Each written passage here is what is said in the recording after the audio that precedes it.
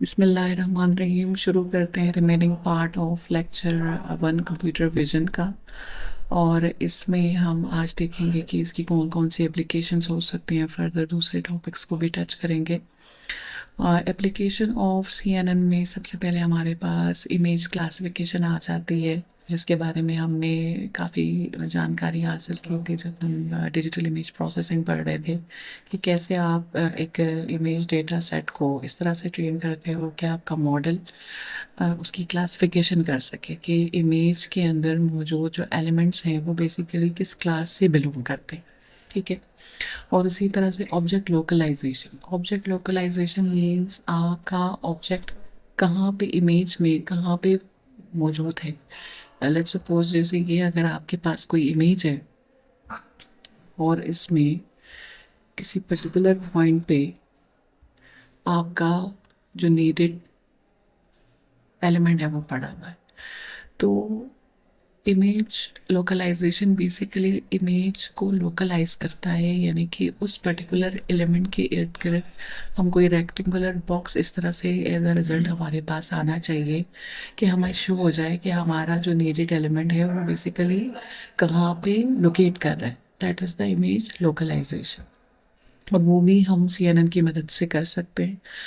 पर हम फर्दर हम देखेंगे इस कोर्स में कि किस तरह के हमारे पास मॉडल्स अवेलेबल हैं जिसके ज़रिए हम इमेज लोकलाइजेशन इमेज क्लासिफिकेशन कर सकते हैं। और इसके अलावा हमारे पास है ऑब्जेक्ट डिटेक्शन।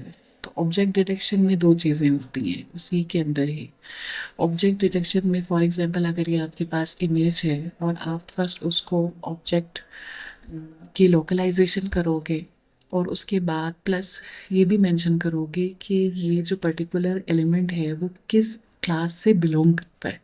फॉर एग्जांपल आपके पास डिफरेंट फ्रूट्स हैं, एप्पल्स हैं, बनानास हैं एक इमेज में, और आपका ये टास्क है कि आप अपने मॉडल से एप्पल को एप्पल को लोकेट भी करो और एप्पल को क्लासीफाई भी करो। ठीक है।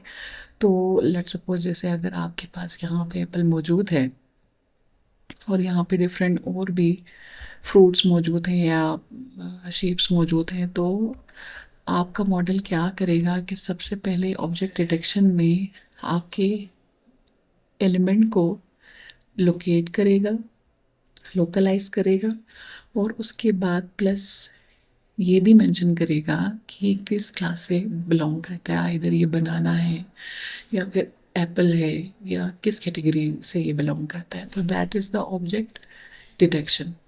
तो हम इसको देखेंगे, जैसे ये देखें इमेज क्लासिफिकेशन। अगर आपके पास डिफरेंट इमेजेस मौजूद हैं, इसकी प्रोबेबिलिटी आ रही है कि सबसे ज़्यादा माइट की प्रोबेबिलिटी इसमें है। शिप कंटेनर में सबसे ज़्यादा शिप कंटेनर की इसकी प्रोबेबिलिटी है। जैसे ही हमारे पास डिफरेंट नंबर ऑफ क्लासेस हो सकती हैं और उसमें से इस इमेज की प्रोबेबिलिटी कौन सी क्लास सबसे ज़्यादा है, जो माइट क्लास है उसकी सबसे ज़्यादा इसकी प्रोबेबिलिटी है। बिल्कुल इसी तरह लेपर्ड की भी इसी तरह से है कि क्योंकि ये लेपर्ड है तो आपके मॉडल ने इसको अच्छे रिजल्ट के तौर पर आपके मॉडल ने इसको सही से डिटेक्ट कर लिया है, क्योंकि इसकी परसेंटेज ज़्यादा है लेपर्ड की और उसको ऐसे ही होना चाहिए। आगे हम बढ़ते हैं ऑब्जेक्ट लोकलाइजेशन पे। जैसे यहाँ पे जो पर्टिकुलर आपका एलिमेंट है इमेज के अंदर, उसने इसी को ही लोकलाइज किया कि जो नीडेड आपका एलिमेंट है पूरे इमेज में वो कहाँ पे लोकलाइज कर रहा है। तो इसके इर्द गिर्द एक रेक्टेंगुलर बॉक्स के तौर पर हमारे पास ऐसा रिजल्ट आया। ऑब्जेक्ट लोकलाइजेशन में इसी तरह से ही रिजल्ट आना चाहिए कि पर्टिकुलर एलिमेंट आपकी पूरी इमेज में कहाँ पे लोकेट कर रहा है, उस जगह को आप एक्सट्रैक्ट करें। अच्छा, यहाँ पे देखेंगे ऑब्जेक्ट डिटेक्शन की एग्जांपल है। इस इमेज के अंदर हमारे पास बहुत सारी क्लासेस ऑब्वियसली हैं और ईच एलिमेंट को हमने क्लास भी असाइन करना है और उसकी पोजीशन को भी लोकलाइज करना है, लोकेट करना है। तो देखिए जैसे ये बस है, ठीक है, तो ये बस की कैटेगरी में आता है, बस की क्लास से बिलोंग करता है और उसकी लोकेशन भी आपने एक तरह से एक्सट्रैक्ट कर लिया है ईच पर्टिकुलर रेक्टेंगल के थ्रू। CNN की एक और एग्जांपल जैसे कि फेस डिटेक्शन एंड रिकग्निशन। जैसे मोबाइल फ़ोन्स आपके पास हैं तो वो पहले फेस को रिकग्नाइज करेगा एंड देन आप के पास एप्लीकेशन अपीयर हो जाएंगी आपके फ़ोन की। इसी तरह से इमेज सेगमेंटेशन, डिफरेंट जो हमारे पास इमेज में रीजन्स हैं उनको डिवाइड किया, इस सिंगल इमेज को रीजन वाइज डिवाइड करके उसको डिफरेंट सेक्टर्स में मेंशन करने के लिए डिफरेंट कलर्स भी असाइन किए। तो फर्दर इसकी और भी हमारे पास एप्लीकेशंस हो सकती हैं। ग्रे इंटू RGB, ये भी एक बहुत बड़ी एप्लीकेशन है कि आपके पास ब्लैक एंड वाइट कोई इमेज है या पुरानी कोई इमेज है, उसको आपने कलर देना चाहा तो आप उस तरह से भी दे सकते हो। ये भी CNN की एक एग्जांपल है, उसके बेशुमार मॉडल्स हैं ऐसे जिसको इस्तेमाल करके हम ये काम करवा सकते हैं। विजुअल कॉर्टेक्स इन ह्यूमन, सबसे पहले हम ये देखना चाहते हैं कि जो हमारा CNN है, जैसे मैंने आपको शुरू में कहा कि वो इंस्पायर है ह्यूमन ब्रेन से, तो किस तरह से इसको हम कैसे एक्सप्लेन कर सकते हैं, इसको हम कैसे डिफाइन कर सकते हैं। तो किसी भी एलिमेंट को अगर आप देखें रोशनी में आप देख सकते हैं। क्यों?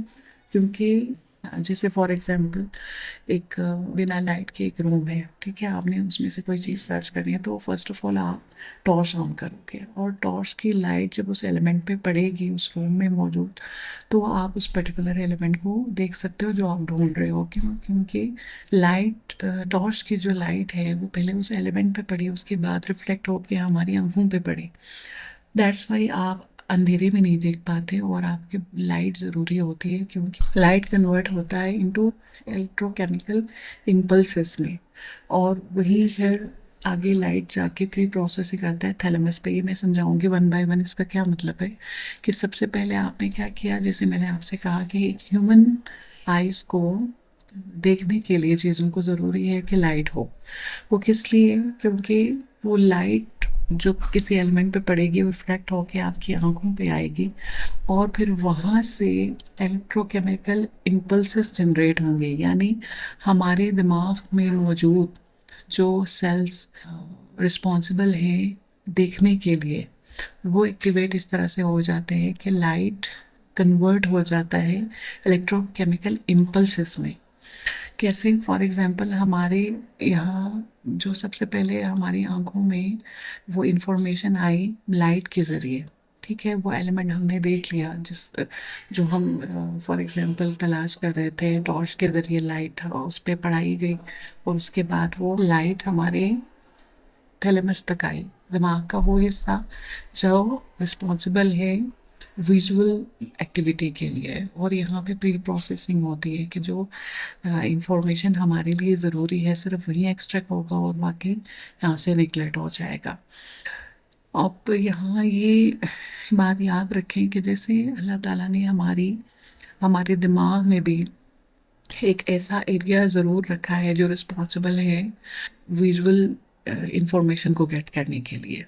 जैसे फॉर एग्जांपल हमारे पास जो यहाँ पे मौजूद जो सेल्स हैं वो रिस्पॉन्सिबल होते हैं विजुअल एक्टिविटी के लिए। जो लाइट कैरी होके यहाँ तक आएगी तो वो सेल्स उन इंफॉर्मेशंस को रिसीव करेगा और यहाँ पे प्री प्रोसेसिंग होगी। प्री प्रोसेसिंग से मुराद कुछ इस तरह से कि जैसे आपको एक पूरी इमेज दिखाई जाती है तो उस इमेज में मौजूद हर इंफॉर्मेशन तो आपकी आंख बेशक गेट कर ले, लेकिन आपका दिमाग उसको उसका जो सेंट्रल पॉइंट है उसी को ही गेट करता है। जैसे फॉर एग्जांपल अगर एक स्कूल की आपको तस्वीर दिखाई जाए और उसमें बैकग्राउंड में बहुत सारा कुछ है, तो मे बी कि वो बैकग्राउंड जो नॉलेज है वो आप अपने दिमाग में ऑब्जर्व ना कर पाओ और जो आपका फोकस इमेज में मौजूद जो सेंट्रल पॉइंट है सिर्फ उसी पे ही आप ध्यान दो। तो यहाँ पे इस तरह की कोई प्री प्रोसेसिंग होती है, जो इंफॉर्मेशन आपको चाहिए होती है आपके दिमाग को, आप सिर्फ उसको गेट करते हो और बाकी जो है ना आप यहाँ से निगलेक्ट कर पाते हो। Projected at primary visual cortex और उसके बाद उसको सेंड किया जाता है प्राइमरी विजुअल कॉर्टेक्स में। तो इसको यहाँ पे लाने का मकसद ये है कि हमारा जो CNN है, जैसे मैंने आपको पहले भी कहा कि which is inspired from human cortex. Human दिमाग में अल्लाह ताला ने जो सलाहियत पैदा की हुई है, जो रिस्पॉन्सिबल है, जो एरिया ह्यूमन के दिमाग में देखने के लिए रिस्पॉन्सिबल है, तो उससे काफ़ी इंस्पायर है उस सिस्टम से। तो कैसे? जैसे साइंटिस्ट ने प्रूव किया है इस चीज़ को। कैसे? बहुत सारी मंकेज पे और बहुत सारी कैट्स पे साइंटिस्ट लोगों ने ये एक्सपेरिमेंट किया था।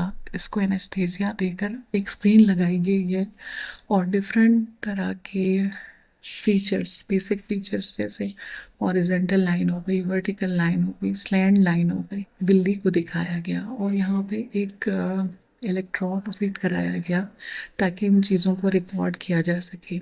यहाँ पे एक इलेक्ट्रॉड मौजूद है और वहाँ पे रिकॉर्डिंग चल रही है कि अगर स्ट्रेट लाइन दिखाया जाए तो इस बिल्ली के दिमाग में बहुत सारे सेल्स मौजूद हैं। कौन से सेल्स एक्टिवेट होते हैं स्ट्रेट लाइन दिखाने पे, कौन से सेल्स एक्टिवेट होते हैं हॉरिजॉन्टल लाइन दिखाने पे।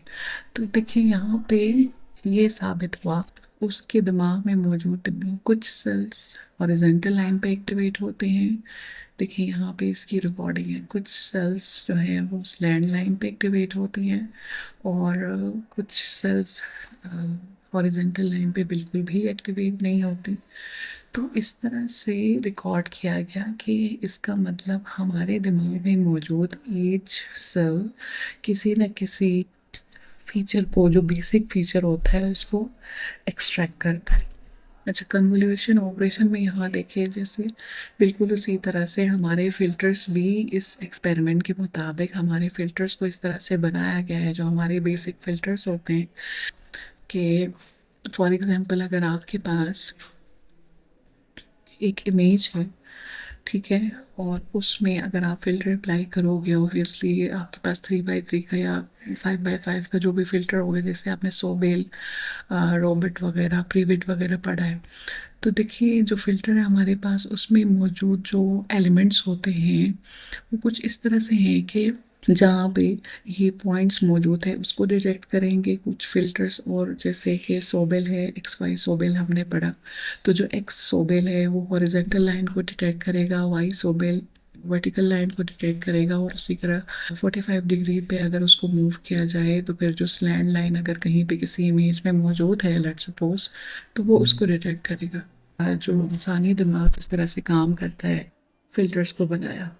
तो यहाँ ये आप देख सकते हैं कि पूरी की पूरी इमेज अगर CNN को दी जाए तो सबसे पहले वो इसी पर्टिकुलर इमेज में से जो हॉरिजॉन्टल और वर्टिकल लाइंस हैं पहले उसको एक्सट्रैक्ट करेगा, फिर उसके बाद आगे जाते जाते उनको जोड़ेगा रिजल्टेंट फीचर्स को। ये हमारे पास लो लेवल फीचर्स हैं, ये हमारे पास हाई लेवल या मिडिल लेवल फीचर्स हैं, और उसके बाद इससे भी ज़्यादा हाई लेवल फीचर्स हमारे पास आ जाएंगे। तो हमारा सिस्टम समझ पाएगा कि जो फिल्टर्स हमने अप्लाई करके जो डिफरेंट हमने फीचर्स एक्सट्रैक्ट किए, सारा कुछ जोड़ने के बाद हमारे पास क्या चीज़ निकल के सामने। बेसिक हमारे पास जो इमेजेस हैं टाइप्स इमेजेस के, that is grey and colour. आपको पता होना चाहिए कि इन दोनों में क्या डिफरेंस है, बेसिक क्या डिफरेंस है। ग्रे स्केल इमेजेस ऑब्वियसली आपको पता है कि वो 2D में होते हैं, यानी कि उसमें उसमें कोई डेप्थ नहीं होती है। और बिल्कुल उसी तरह से कलर इमेजेस और ग्रे स्केल इमेजेस में सिर्फ यही फ़र्क है कि इसमें डेप्थ मौजूद होती है, यानी कि RGB के लेयर्स 3 मौजूद होते हैं, इसकी हाइट भी मौजूद होती है। एज डिटेक्शन कन्वोल्यूशन ऑपरेशन, जैसे मैंने आपको पहले भी कहा था कि हमने जिस तरह से डिफरेंट फिल्टर्स अप्लाई करके हॉरिजॉन्टल, वर्टिकल और स्लैंट लाइंस निकाले थे। Coefficients in the filter are the weights here. हमने पहले भी देखा था कि ANN में जिस तरह से वेट्स मौजूद होती हैं उसी तरह से CNN में हमारे पास फिल्टर्स में मौजूद जो वैल्यूज हैं उनको भी हम वेट्स कहेंगे। अपडेटेड ड्यूरिंग बैक प्रोपगेशन, जिस तरह से बैक प्रोपगेशन होता है किसी भी रिजल्ट को सुधारने के लिए, तो हमारे पास फिल्टर्स में मौजूद जो हमारी वैल्यूज़ हैं वो भी चेंज होंगे। भी आपने यहाँ पे जो एक एग्जाम्पल आप देख रहे हैं that is the example of the convolution. एक इमेज है आपके पास, उसके ऊपर आपने एक सिंगल फिल्टर अप्लाई किया, तो देखिए ये किस चीज़ को एक्सट्रैक्ट कर रहा है, इस हॉरिजॉन्टल लाइन को वो एक्सट्रैक्ट कर रहा है। ये हॉरिजॉन्टल लाइन है, ये हमें कैसे पता चला, क्यों, क्योंकि देखिए ये एक फ्लैट रीजन है और ये भी एक फ्लैट रीजन है, लेकिन यहाँ से यहाँ जाते हुए हमारे पास कुछ चेंजेस आ रही हैं। जैसे फॉर एग्जांपल ये पूरा वाइट है और ये पूरा ब्लैक है, तो ये जो हमारे पास पर्टिकुलर लाइन है वो एक एज की तरह बिहेव करेगा। जैसे अगर मैं आपको कहूँ कि कोई भी हमारे पास इमेज है, जैसे फॉर एग्जांपल आप इसको ले लें, लेट्स सपोज, ठीक है, ये हमारे पास एक अल्फ़ाबेट है। तो इसकी भी अगर हम बात करें, इसका मैं साइज बढ़ा लेती हूँ। इसको भी अगर हम देखें तो देखिए यहाँ से कहाँ पे आपको एज नज़र आ रहा है, जैसे ये पूरा वाइट है यहाँ तक, और उसके बाद जैसे ही आप दूसरे रीजन में आओगे यहाँ से यहाँ तक, ये जो एक ही जो यहाँ पे स्लैंड लाइन जो शो हो रही है वो भी पूरा ब्लैक है, लेकिन जो जहाँ पे सडन चेंज आ रहा है ना वहाँ पे क्रिएट होता है एज, ठीक है। तो इस बिल्कुल इसी तरह से जब आपने, जैसे हमारे केस में कुछ इस तरह से है कि ये पूरा रीजन ऊपर वाला पूरा ब्लैक है और नीचे वाला पूरा वाइट है, तो वहाँ पे हमारे पास एज एक्सट्रैक्ट होता है। तो उस एज को आपकी इस फिल्टर ने एक्सट्रैक्ट कर लिया। देखिए यहाँ पे कोई ना कोई वैल्यू है ज़ीरो के अलावा, तो इसका मतलब यहाँ पे हमारे पास जो फीचर मैप है, जो रिजल्टेंट जो हमारे पास इमेज आ रहा है उसमें यहाँ पे एज वो दिखा रहा है आपका, आपके फिल्टर्स। अच्छा, shape of the feature map, feature map के शेप क्या हो सकते हैं, इट डिपेंड्स कि इमेज का साइज़ क्या है, फिल्टर जो अप्लाई हो रहा है उसका साइज़ क्या है, और +1 उसमें करेंगे। कहने का मतलब ये है कि अगर आप किसी भी इमेज पे कोई फ़िल्टर अप्लाई करते हो, फॉर एग्ज़ाम्पल इसको मैं हटा देती हूँ, जैसे लेट्स सपोज अगर जो हमारे पास इमेज होगी उस पे अगर आप फिल्टर्स अप्लाई करते हो, एक सिंगल फिल्टर भी कन्वॉल्व करते हो, तो जो रिजल्टेंट हमारे पास इमेज निकल के आएगी उसको हम कहेंगे फीचर मैप, और उसका साइज़ क्या होगा आफ्टर अप्लाइंग द फिल्टर। तो यहाँ देखें इसमें क्या है कि अगर आपके पास 3D इमेज है, लेट्स सपोज, पहले हम 3D की बात करते हैं। तो एक तो ये होगा कि 3x3 फिल्टर इस पे अप्लाई किया गया है, और इसमें एक नहीं एक साथ 3 फिल्टर्स अप्लाई होंगे। क्यों? 2D वाले 3 फिल्टर्स एक RGB इमेज पे अप्लाई होगा। वो किस लिए? क्योंकि देखिए ये जो फिल्टर है पहला वाला वो रिस्पॉन्सिबल होगा जो आपके पास रेड रीजन है उसके लिए, और ये जो मिडल वाला होगा वो ग्रीन रीजन के लिए रिस्पॉन्सिबल होगा, और ये जो आखिरी वाला होगा वो ब्लू रीजन के लिए रिस्पॉन्सिबल होगा। तो हमारे पास यहाँ पे इसको अप्लाई करने के बाद जब आप 1 बाय 1 कन्वॉल्व इसको करते हुए जाओगे, तो ईच ऑपरेशन के बाद आपके पास कोई ना कोई रिजल्टेंट वैल्यू आएगी, और वो 3 लेयर्स में आएगी, क्योंकि ये भी आपको एक लेयर देगा पूरा, ठीक है, 4x4 का, और ये भी एक 4x4 का लेयर देगा, ये भी एक 4x4 का लेयर देगा। लेकिन आपने एक चीज़ नोट की होगी कि मैं आपको बताऊंगी यहाँ पे 4x4 कैसे आया, आगे हम फर्दर इसके फॉर्मूलाज को भी देखेंगे। लेकिन यहाँ पे समझने वाली बात ये है कि इसका जो डेप्थ है वो कैसे रिड्यूस हो गया, यानी 2D इमेज में कैसे कन्वर्ट हो गया। तो देखिए यहाँ पे फॉर एग्जांपल जब आपने इसको यहाँ पे अप्लाई किया, इसको जब आपने यहाँ पे अप्लाई किया, तो सपोज करें इसने 9 दे दिया, ठीक है, और बिल्कुल इसी के पीछे जो ग्रीन रीजन है और उस पर्टिकुलर पोजीशन पे जब आपने इस फिल्टर को मिडल वाले को अप्लाई किया तो उसने 6 दे दिया, और बिल्कुल इसी तरह से इसी पॉइंट पे जब आपने ब्लू लेयर पे अप्लाई किया लास्ट वाले फिल्टर को, तो उसने भी कोई ना कोई वैल्यू दे दी। तो जो वैल्यूज़ हैं हमारे पास, लेट सपोज 3, 9, 4, 3 वैल्यूज़ दे दें, वो सब एड अप होके एक वैल्यू यहाँ पे कंसीडर की जाएगी, और इसी तरह से 1 बाय 1 ये फिल्टर्स पूरे रीजन पे पूरे इमेज पे कन्वॉल्व होके जो रिजल्ट आएगा यहाँ पे हमारे पास फीचर मैप बनेगा। और किसी भी पर्टिकुलर एक पोजीशन पे, जैसे यहाँ पे ये फर्स्ट पोजीशन पे जो R वैल्यू देगी, जो R वाला जो लेयर है उसकी वैल्यू आएगी, G या B वाले की जो वैल्यू आएगी, वो सारी इसी पर्टिकुलर पोजीशन पे जो एलिमेंट्स हैं ईच एलिमेंट्स ऐड हो जाएंगे डेप्थ वाइज। तो यहाँ पे हमारे पास 2D फीचर मैप बन के आ जाएगा।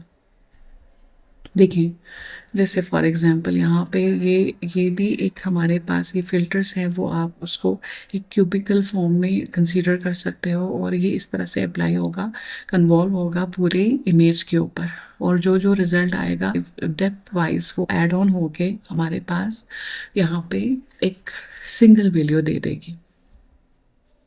अच्छा, पैडिंग क्यों ज़रूरी है? देखिए, आपने यहाँ पे ये चीज़ नोट की होगी कि 6x6 का हमारे पास इमेज था, जिसमें रोज़ एंड कॉलम्स 6x6 थी, लेकिन यहाँ पे हमारे पास 4x4 आ गया। क्यों? क्योंकि आपने इस फ़िल्टर को सिर्फ़ इसके वैलिड रीजन्स पे अप्लाई किया है, ठीक है?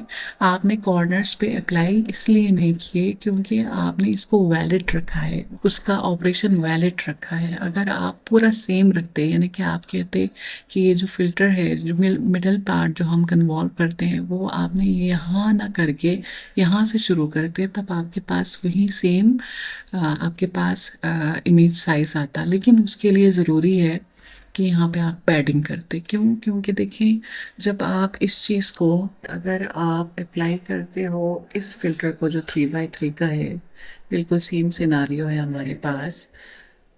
इसको जब अप्लाई किया आपने, तो मिडल को आपने उसी स्पेसिफिक जगह पे रखनी होती है। जैसे लेट्स सपोज आपने यहाँ पे रख दिया इस मिडल पॉइंट को, तो ये हम कहेंगे कि वैलिड रीजन पे आपने रखा।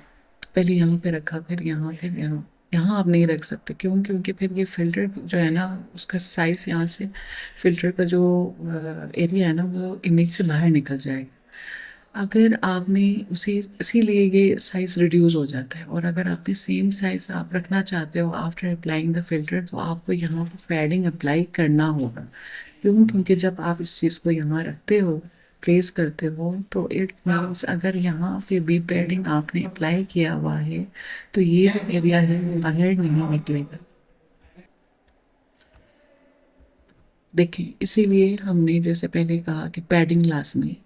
जब आप पैडिंग आप अप्लाई करते हो, तो देखिए, पहले आपके पास जितना फ़िल्टर का साइज़ था, उतना ही हमारे पास अभी भी मौजूद है। अब इसकी क्या वजह है कि हम पैडिंग अप्लाई क्यों करते हैं? क्यों हमें इस चीज़ से प्रॉब्लम हो रही है कि हमारा इमेज का साइज़ रिड्यूस हो रहा है? वो इसलिए कि मेबी आपके पास यहाँ पे मौजूद इस तरह की इंफॉर्मेशंस मौजूद हो जो आप लूज़ नहीं करना चाहते, जिससे आपको नुकसान हो सकता है, जो आपके लिए बहुत अहमियत रखता हो। तो इसलिए भी हम पैडिंग यूज़ करते हैं। फीचर मैप, जो आपके पास ओरिजिनल इमेज है, after applying the filter on it, जो आपके पास नई इमेज निकल के आएगी, इसको हम फीचर मैप कहेंगे। स्टाइल की अगर आप बात करो, तो स्ट्राइड आप फिर कैसे अप्लाई कर सकते हो कि लेट्स सपोज अगर आपके पास स्ट्राइड जैसे ये फ़िल्टर है आपके पास, आपने इसको अप्लाई किया यहाँ पे, ठीक है, और कुछ कैलकुलेशंस होंगी, इसमें वैल्यू आ जाएगी, तो फिर आप इस फ़िल्टर को एक कदम आगे बढ़ाते हो।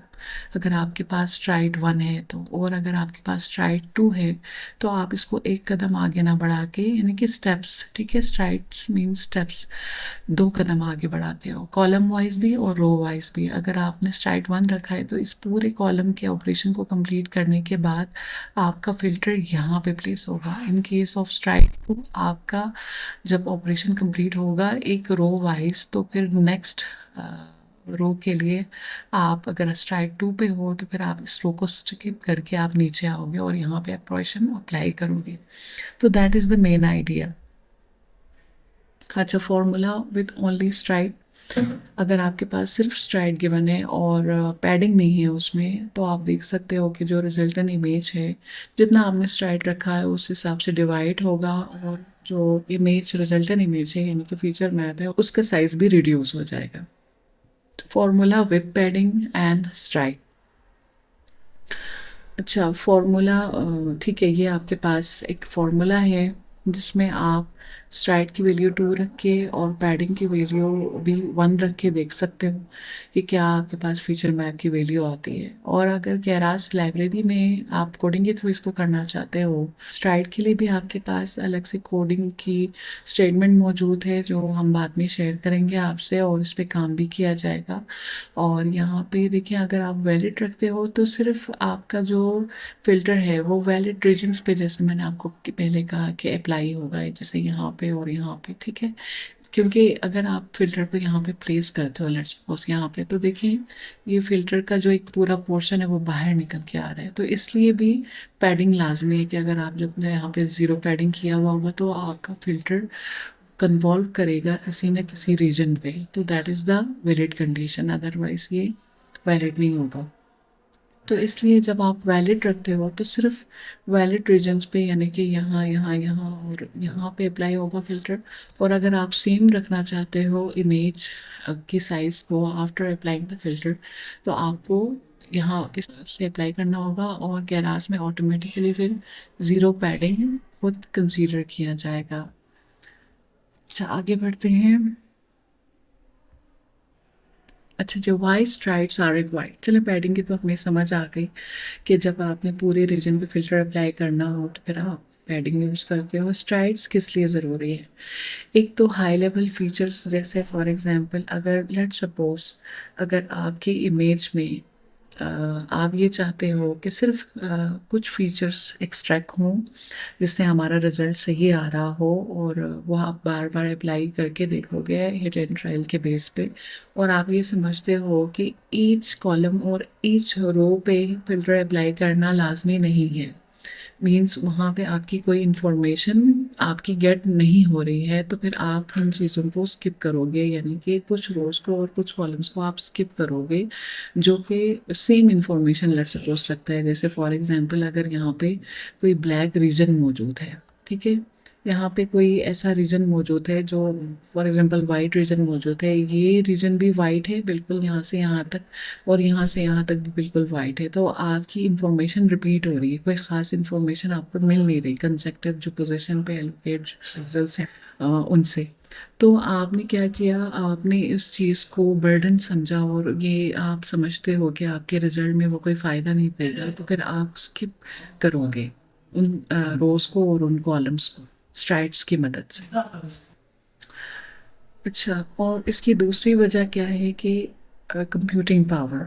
जैसे फॉर एग्जांपल अगर आपने हर ज़रूरी और गैर ज़रूरी इंफॉर्मेशन को अपने ऑपरेशन में रखा, ठीक है, अप्लाई किया, जैसे हर पिक्सल को आपने गेट किया, और तो उसमें एक ये प्रॉब्लम हो सकती है, जो हमारे पास कंप्यूटेशनल रिसोर्सेज है वो हमें ज़्यादा रिक्वायर्ड हों, और जैसे आपको पता है कि हमारे जो सिस्टम्स हैं उन पे अगर आप हैवी डेटा सेट या मॉडल्स को ट्रेन करने के लिए अप्लाई करते हो जिन इमेजेस का साइज़ बहुत ज़्यादा होता है, तो ऑब्वियसली हमें कंप्यूटेशनल जो पावर है ज़्यादा रिक्वायर्ड होती है। थैंक यू सो मच, हमारा लेक्चर आज यहाँ तक था। इंशाल्लाह नेक्स्ट लेक्चर में हम आगे कंटिन्यू करेंगे।